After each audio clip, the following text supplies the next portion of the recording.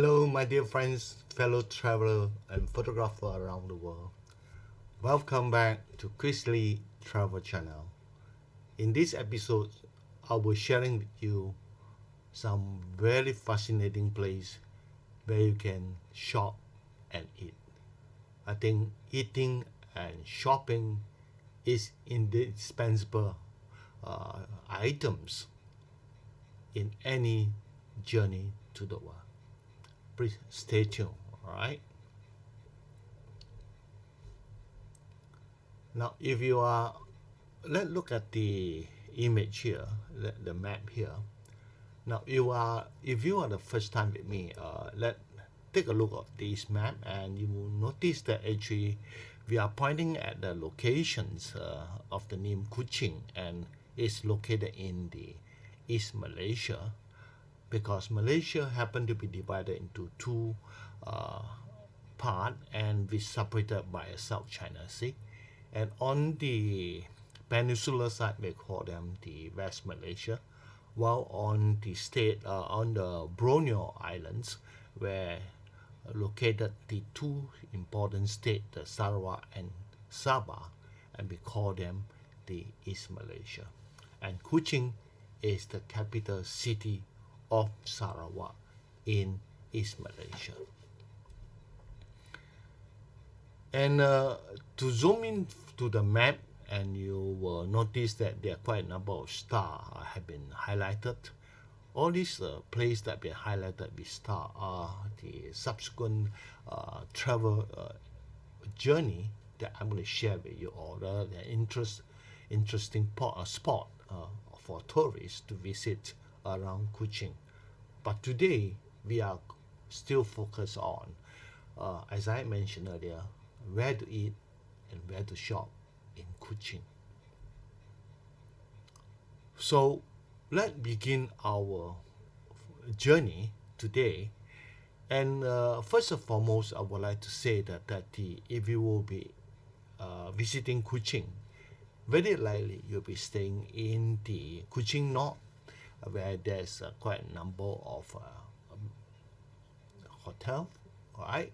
And over there is also the old city district of Kuching. And I have shared enough of the background of Kuching City. If you have not followed my first episodes, please do so.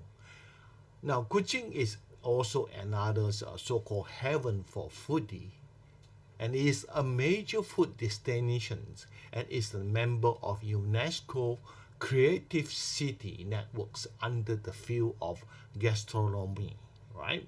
So here we are going to expect to encounter some very indigenous and authentic food that only made available in these regions, which I'm going to share with you some of them, but not all. Now, for tourists, that the bulk of the shopping and dining experience in Old Kuching City District will generally break into two main zones. Right? And zone 1 is around, let's look at the map. Okay, the zone 1 is around the waterfront, right, as have been circled in red. And this includes the Chinatown at Kuching North. And then the second zone is called Kuching South, which is located next to the eastern end of waterfront, between the two prominent cat statues of Kuching City. And this is shown in this map between the area, the color area of the blue circle. So we have zone 1 and zone 2. So my today travelogue will share with you some of the interesting spots in this Kuching Old City Center, and will cover area in both the red and the blue circle area. And Chinatown of Kuching Chinatown is small and surprisingly scenic, right? And the bulk of a Chinatown comprises, right, nothing but just a few streets, and basically is the Carpenter Street, we stand also turn into a road called Jalan L.Y. and also the main bazaar, which is also running parallel with the waterfront. So we look at this map at a closer view. You can see the main bazaar, which I've highlighted. We are here. And at the same time, you notice that there is a route that's named Carpenter Street that run parallel. Then you have also a street called China Street. And this region in particular are called Chinatown. So, and we also will cover some other area, and also I want you to highlight of a place where most tourists probably will miss is called the shopping mall, right?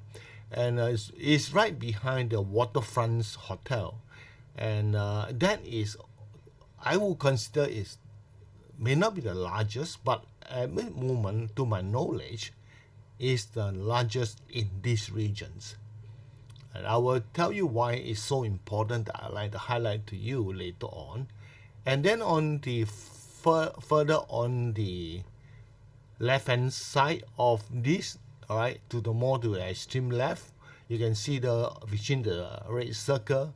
These are also the area where you can find a street that are called in India Street, which I'm going to share with you today as well, and to give you an idea of where you can expect to shop in these regions. And at the same time, you can see that there's a brown triangle, and this area is where there is a so-called food court. But these food court are relatively small, and number of store is not so many. But anyway, I will like to share with you a very famous and very interesting food store that outskirt of Kuching, which normally not visit by tourists in later part of this episode. So please just stay tuned until the very end, where I'm going to share with you of how interesting it is to can visit this non-touristic food court. So in this Old Town District, and particularly when you are walking along the main bazaar, the main road that is parallel to the waterfront, and you can see some wall painting like what you can see in this image. And then we were coming to a Chinatown, a pretty small Chinatown as I mentioned earlier, and it have an arch. Right? The main entrance to Chinatown is decorated with an archway, as can be seen in this image, and a working temple nearby. You can also find a small temple nearby, which welcoming people into the heart of this city. And it is important to note that most of the businesses and many eateries will close in late afternoon. That is after 5 p.m. So actually we were caught by surprise, and after we tour the interesting destination outskirts of Kuching, and then when we came back to the Kuching City, we thought we can do some shopping late evening, and we were turned out to be found that most of the shops are closed. So there is something for those visitors who intend to do any shopping. Please do it in the daytime, but not in the late afternoon. So therefore, because most shops close at 5 p.m. and make this place very quiet in the evening, but fortunately, the activity, the ambience, come alive along the waterfronts at the evening. So it's more like taking over. And therefore, the only choice for you to shop, as I highlighted earlier in the map, is go to the shopping mall. And this shopping mall, of course, the opening hour will last until 10 p.m.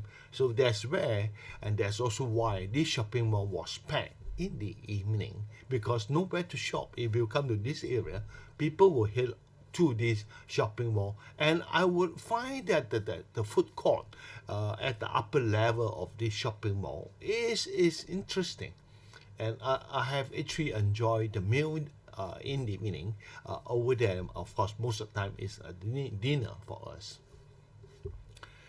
And let's go back to some other images. Now here, I'm going to share with you a video clips that I walked through the main bazaar street, and along this road itself, on the left hand side, you can see rows of old shop fronts, and these shop fronts, some of them even have about 100 years old, and you can find some homestay. And I find it quite interesting. Of course, we did not stay in the homestay here, but I found that it's quite the emblem of the old shop house that converted into a hotel or homestay. It's quite an interesting place to stay, put a night or two. All right, so let's enjoy these video clips so that you will like it, and you also know what exactly it look like.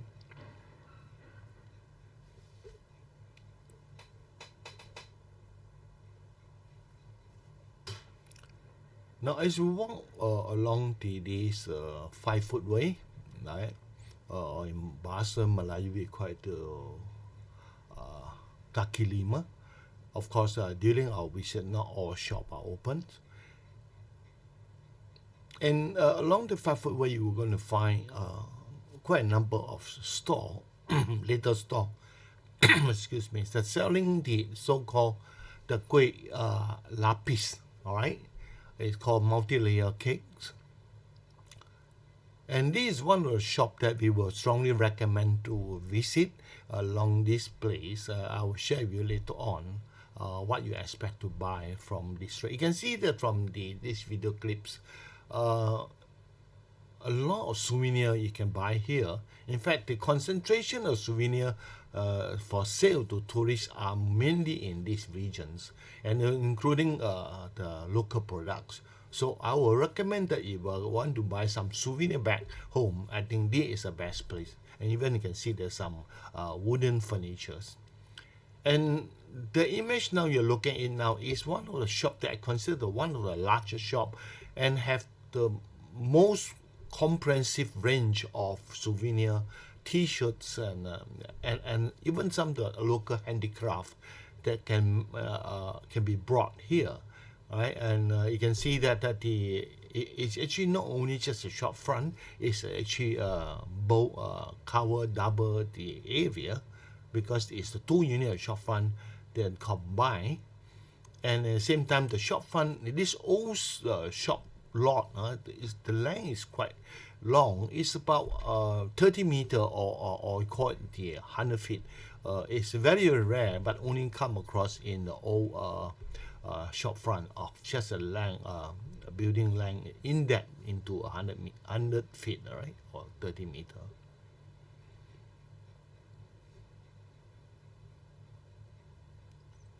So this just give you a rough view of what are the products you can be expected to buy in this main bazaar, right? And please, if we are moving on to next important section that I'm going to share with you is actually a pedestrian street that located at the Indian Street, which I mentioned to you just now. And this Indian street, it happened to be a semi-covered pedestrian street, and it's well paved. You can see it's been paved with tiles, and therefore it is very nice to walk and shop.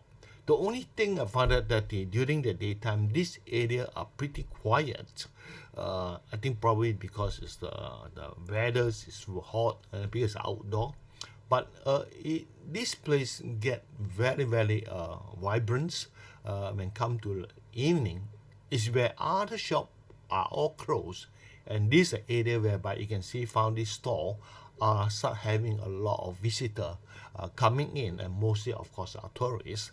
So again, I want to share with you a video clip. So before that, I would like to highlight to you where the location is. You can see where we are here. We are here. You can see that street called Indian Street, and basically that whole street is the pedestrian street. It's not very long, but it's quite a good place to shop for textile. You can see that later on. You see the video clips I share with you. A lot of textiles, a lot of clothing are for sales in this area. So let see what we can see on this pedestrian street, or rather the India street.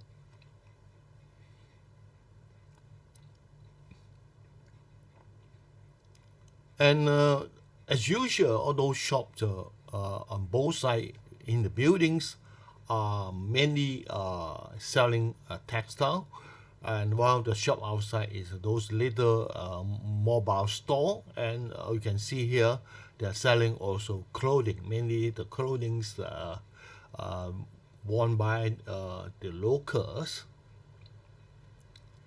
When we're there, it's about 5:30 in the afternoon, and therefore the crowd is still not built up yet.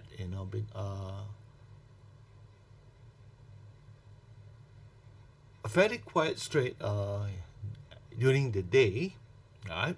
Mm.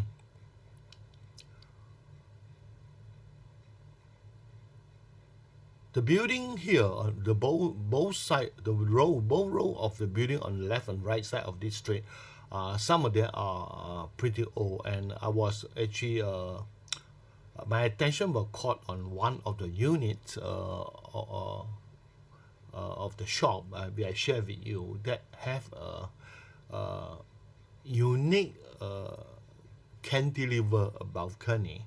Okay, later on you will see in this image. But anyway, you can see along this covered pedestrian street or semi-covered pedestrian street, you can see most of the items that for sale are mainly clothing. Of course, here you can buy some handprint batik shirts and also some batik clothing, textiles. You can bring back, to make to tailor your shirts.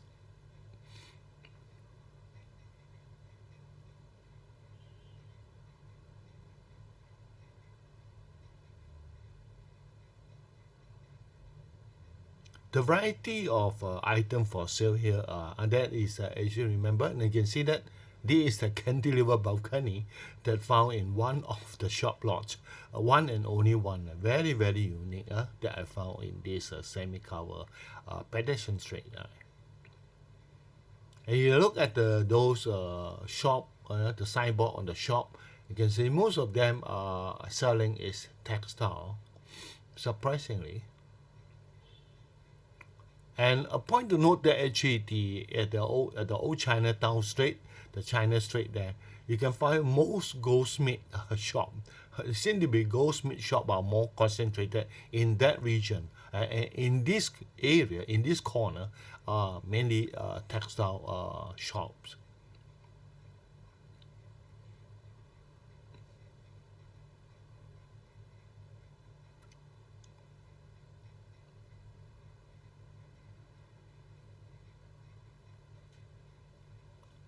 So that will be a rough idea of the places that you can shop in this zone one, basically at Kuching North, that fronting the Kuching waterfront, and then I'll bring you to another region called Zone Two, and these regions, and I like to refer as a China street because this area, most of the shop are owned by the Chinese, right?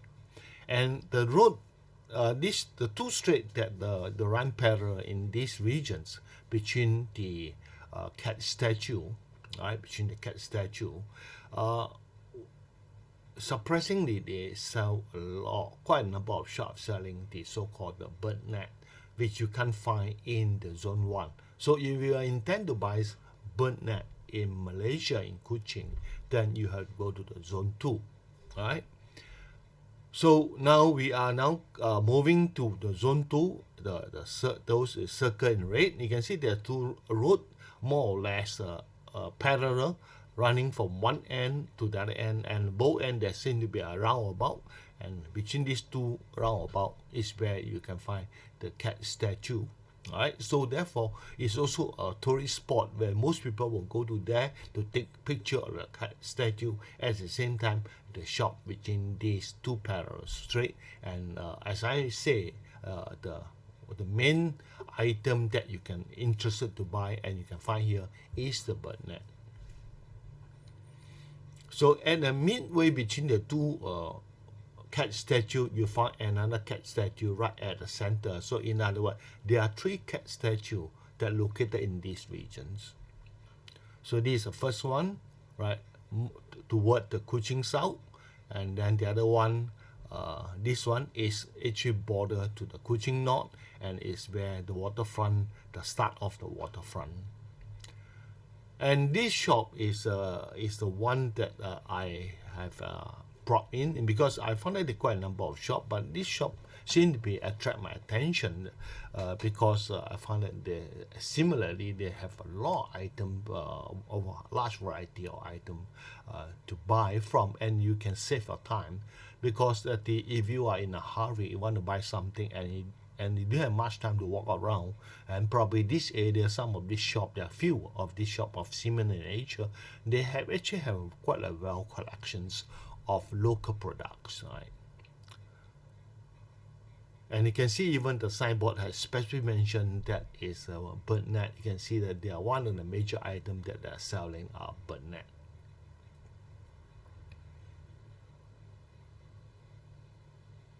And one thing I would like to say that if you go to Sarawak, Kuching, and one of the local outrage product is peppers. So Sarawak pepper are very, very popular and very good. All right, if you want to buy some pure, good, genuine pepper from Sarawak, you go to Kuching. I think you can find a lot, and almost every shop are selling the pepper, Sarawak pepper. You can see that walking inside the street itself, on the left, on the right hand side, you can selling all kind of so-called bird net, and at the same time some of the other products that come from mainland China, mostly are those Chinese herbs, right? And also they can sell some dry seafood, right? You can see on the shelf on the right hand side of this image.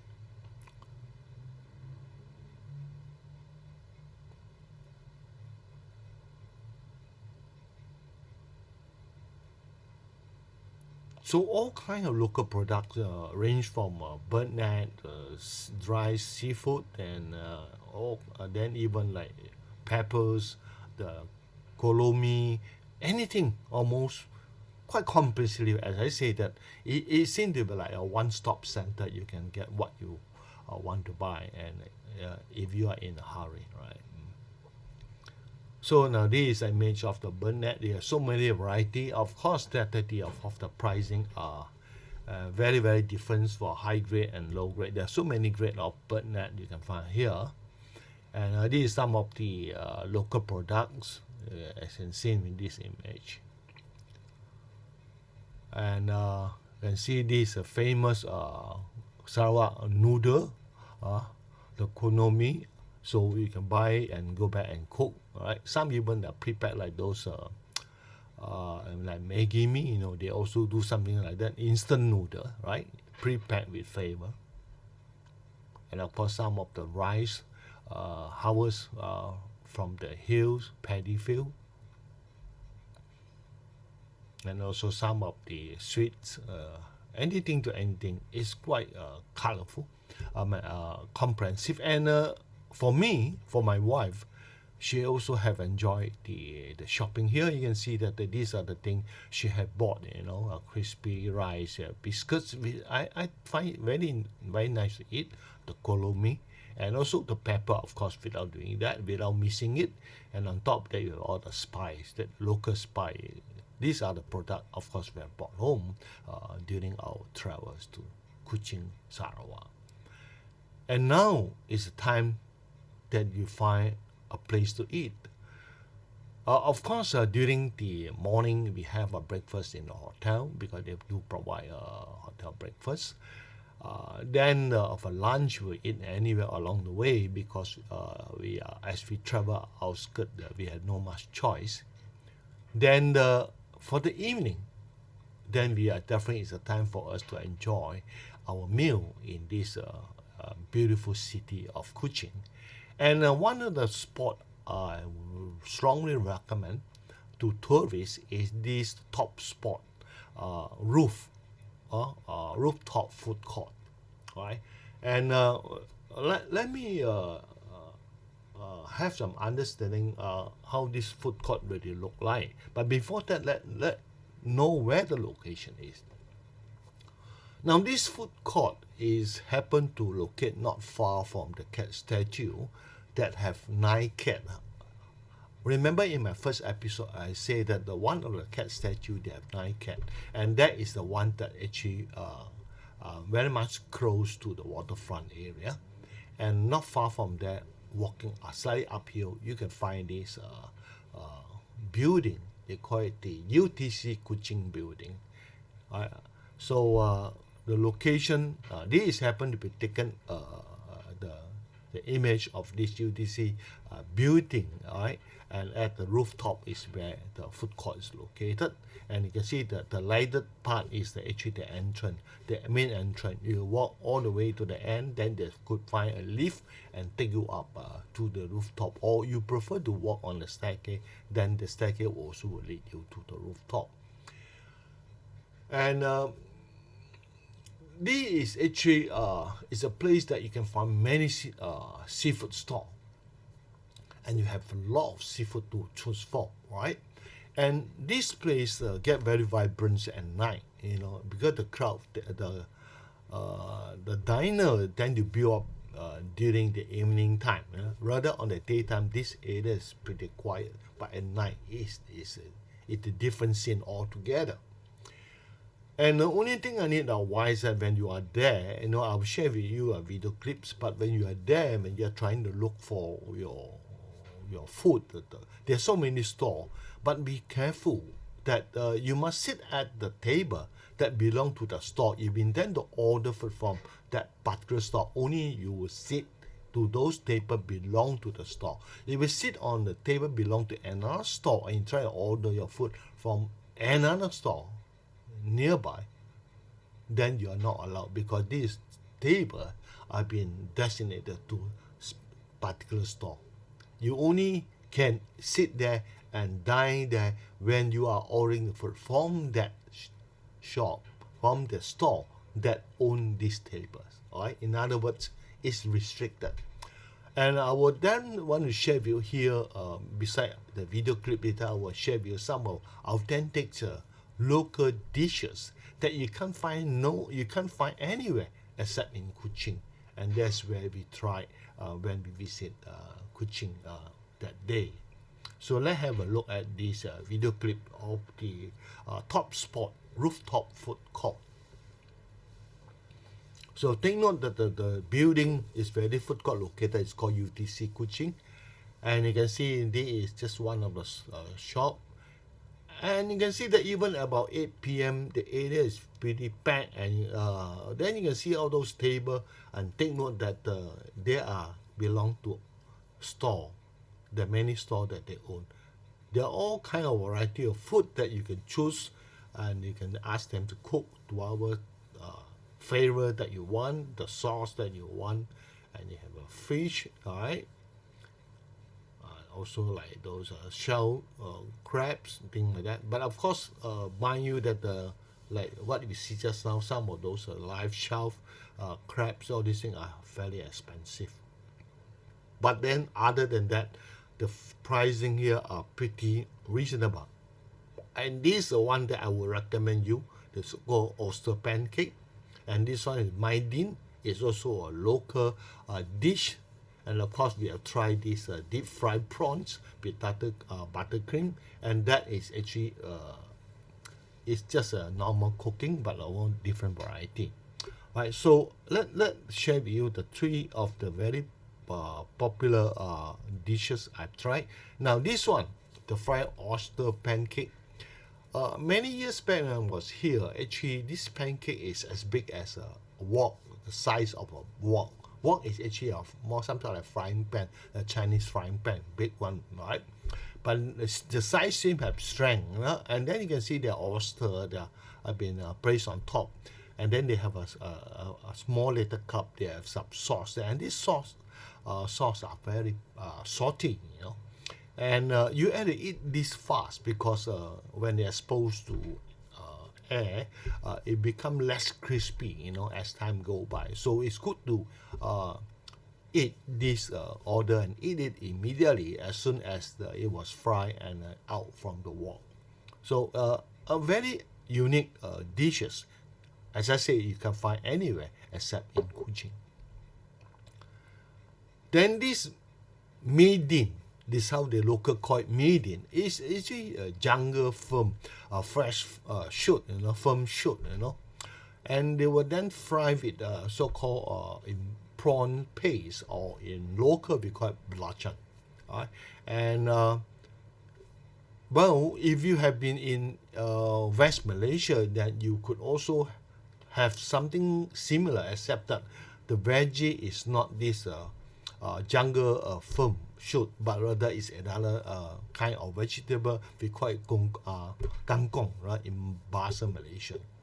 So kangkong belacan, this is what the dish very popular in the West Malaysia, but over there, this is the median, right? So again, we try it and not bad. Of course, some people may not get used to the taste, but as we are Malaysian, I think it's fine. You know, I've tried it because it is a special dish over here. Why not try it, right?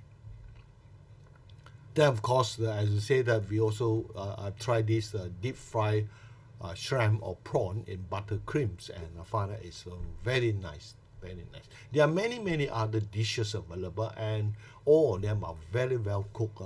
The store here generally are not bad. You have many choice to choose from. And also we can also try this so-called steamed fish in hot and spicy soup, which again is my favorite. You know, spicy food is my choice. You know, my taste bud like the spicy dishes. So of course you can't miss this as well. And these spots are considered a touristic spot.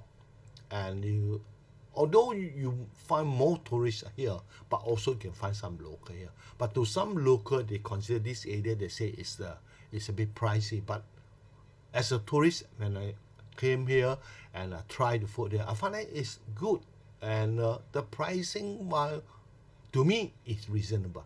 But more important thing, you enjoy the meal here, right? And the place at the rooftop, so it's very cooling during the night, and that's where the reason why this area is packed, because it's open air, right, at the rooftop.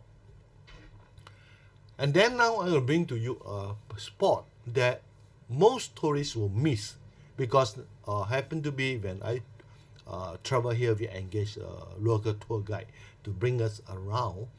And after we have visited the outskirt of the of Kuching, and then happen to be it's about lunchtime, so we say, can you bring us to some local food court where most visit by the local and less tourist one, and again give us a full variety, have a lot of variety to choose from, and they bring us to this food court, and I can't really get the name of this food court, but it's located just at the a region we call it Tudong.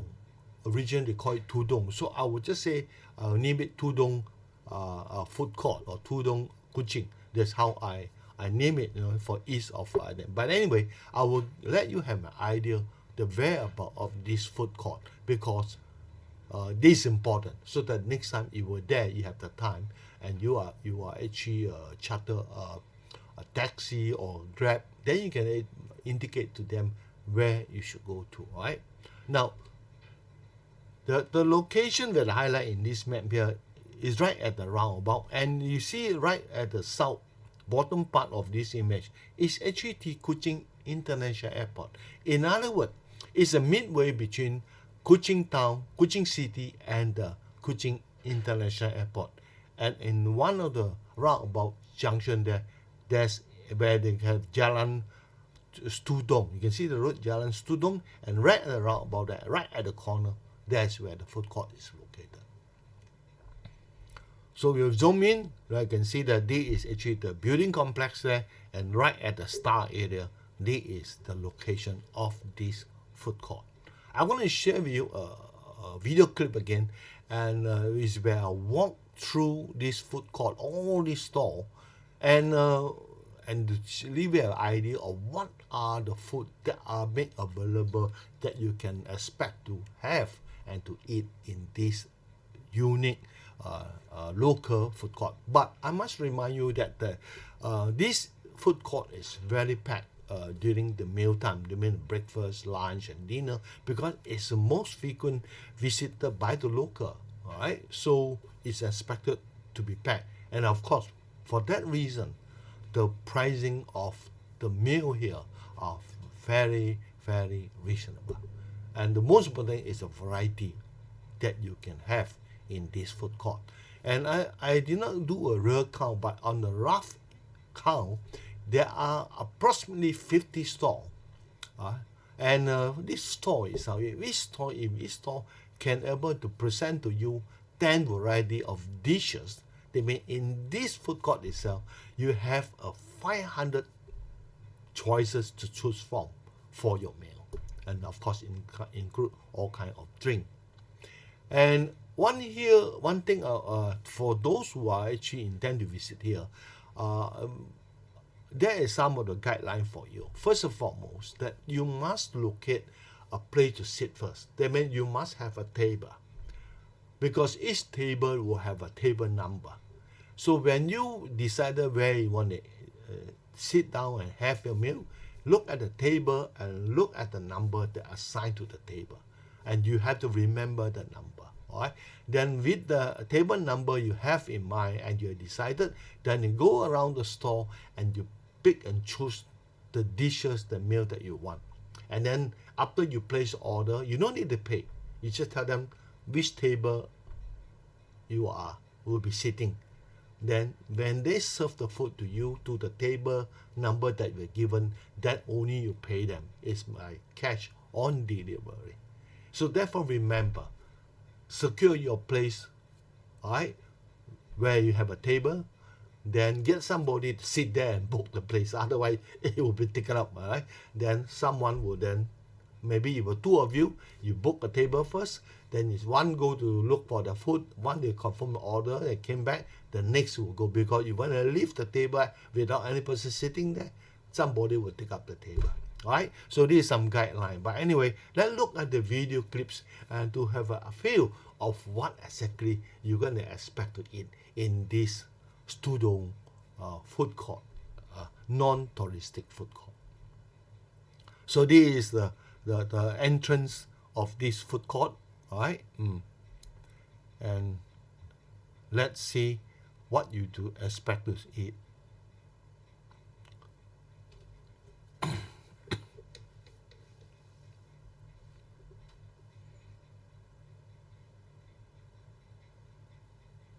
So we have already found our table, we know our number, and we start walking. And these are all the stores. You can see that they have all kind of variety of foods, cover both the Chinese cooking, Indian cooking, the local cooking of even some indigenous meal, right?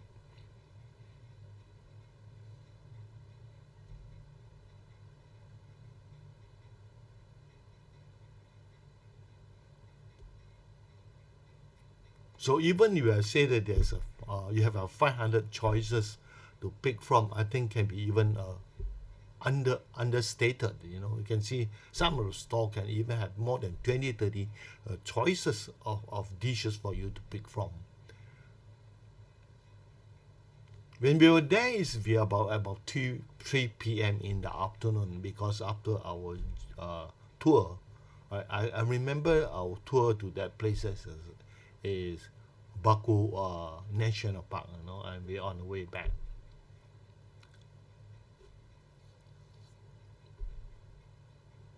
Here you can find Muslim food and non-Muslim food as well. All right, and interestingly, they're all under one shelter.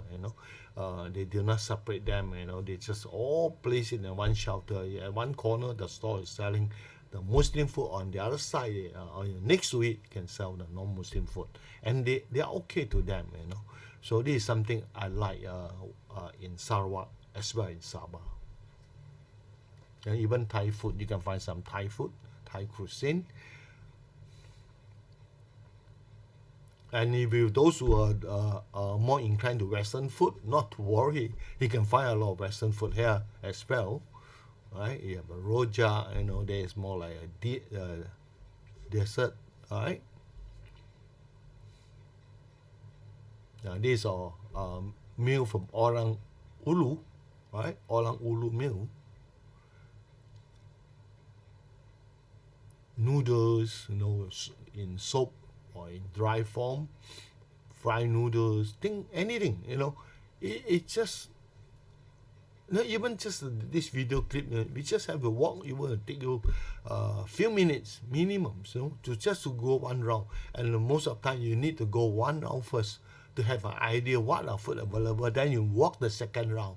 Then only you place order, because you do not know what to expect. So walking one round is my guideline to you. My advice that you just go around and go through all the menu displays in all the store, complete one round, then roughly think of what you want to eat, then walk the second round, then only place orders. Right? So in other words, to place an order for a meal in this area may take you minimum 5 to 10 minutes at least before you make a decision. So you can see the amount of choices that make available in this non-touristic food court here. All right.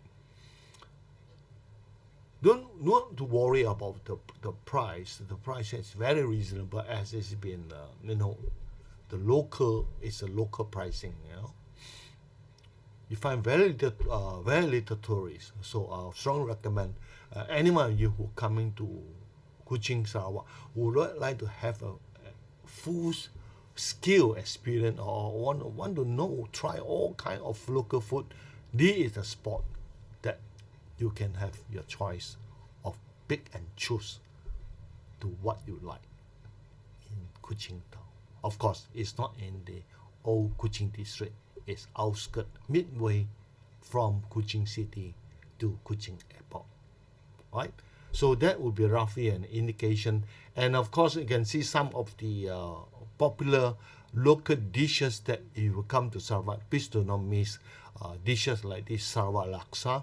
Although we have also laksa in West Malaysia, of course, it's totally different. So it's good to try on Sarawak laksa and also the kolomi.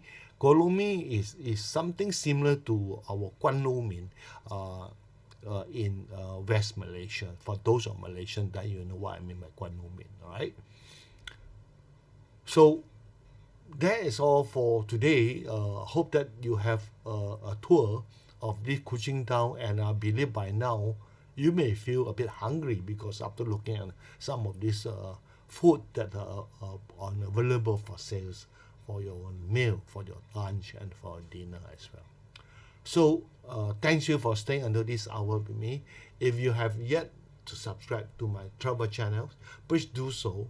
Press the like buttons so that you will be notified, and the bell so that you notify when anytime there's a new video clips that uploaded, you'll be notified. And at the same time, please share to your friend and family. And here, lastly, I would like to share with you is that in the next episode, I will bring you outskirts of Kuching town, because when you visit the Kuching, you will not just visit the city center, you will also visit those interesting places around the Kuching. And a recommendation, if you want to visit Kuching, I would strongly recommend that you put a 4-day 3-night or even 5-day 4-night. That will able to help you to have quite a good coverage of the Kuching, as well as all the interesting places around Kuching city. Right? So this is the end of my travel logs, and I hope to see you soon in the next episode to come. And thanks you for your patience and support to my travel channel. Thank you and bye.